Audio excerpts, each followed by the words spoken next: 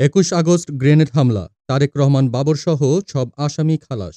২১ August grenade হামলার মামলায় যাবজ্জীবন কারাদণ্ডপ্রাপ্ত তারেক রহমান ও মৃত্যুদণ্ডপ্রাপ্ত সাবেক স্বরাষ্ট্র প্রতিমন্ত্রী লুৎফুজ্জামান বাবরসহ সব আসামিকে খালাস দিয়েছেন হাইকোর্ট। বিচারিক আদালতের রায় বাতিল করে রোববার ১ ডিসেম্বর বিচারপতি এ.কে.এম. আসাদুজ্জামান ও বিচারপতি সৈয়দ এনায়েত হোসেনের বেঞ্চ এ রায় ঘোষণা করেন। এর আগে ২১ নভেম্বর মামলায় খালাস চেয়ে করা আপিল ও ডেথ রেফারেন্সের শুনানি শেষ হয়। প্রায় ৬ বছর আগে বিচারিক আদালতের রায়ের পর ডেথ রেফারেন্স ও আসামিদের আপিল জেল আপিলের শুনানি শুরু হয়।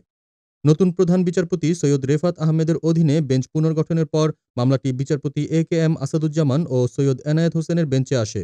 ২০০৪ সালের ২১ আগস্ট আওয়ামী লীগ সভাপতি শেখ হাসিনার সমাবেশে গ্রেনেড হামলায় ২৪ জন নিহত এবং অসংখ্য ব্যক্তি আহত হন। আওয়ামী লীগ এ হামলাকে রাজনৈতিক উদ্দেশ্যপ্রণোদিত আখ্যা দেয়। পরদিন মতিঝিল থানায় মামলা হয়, যা পুলিশের বিভিন্ন সংস্থার হাত ঘুরে সিআইডি তদন্ত করে। ২০০৮ সালে প্রথম অভিযোগপত্র দেওয়া হয়, যেখানে জঙ্গি সংগঠন হরকাতুল জিহাদ নেতা মুফতি হান্নানসহ ২২ জনকে আসামি করা হয়। ২০০৯ সালে আওয়ামী লীগ সরকার অধিকতর তদন্ত করে ২০১১ সালে বিএনপি নেতা তারেক রহমান সহ আরও ৩০ জনকে আসামির তালিকায় যুক্ত করে।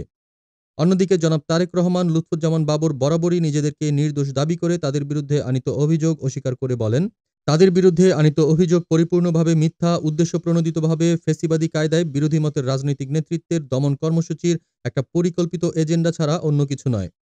২০১৮ সালের ১০ অক্টোবর বিচারিক আদালত এ মামলার রায়ে বিএনপির senior vice chairman Tarique Rahman সহ ১৯ জনকে যাবজ্জীবন এবং বাবরসহ ১৯ জনকে মৃত্যুদণ্ড দেন। এছাড়া ১১ পুলিশ ও সেনা কর্মকর্তাকে বিভিন্ন মেয়াদে কারাদণ্ড দেওয়া হয়। সেই রায় হাইকোর্টে আপিল ও ডেথ রেফারেন্সে আসে, যা রোববারের রায়ে বাতিল ঘোষণা করা হলো।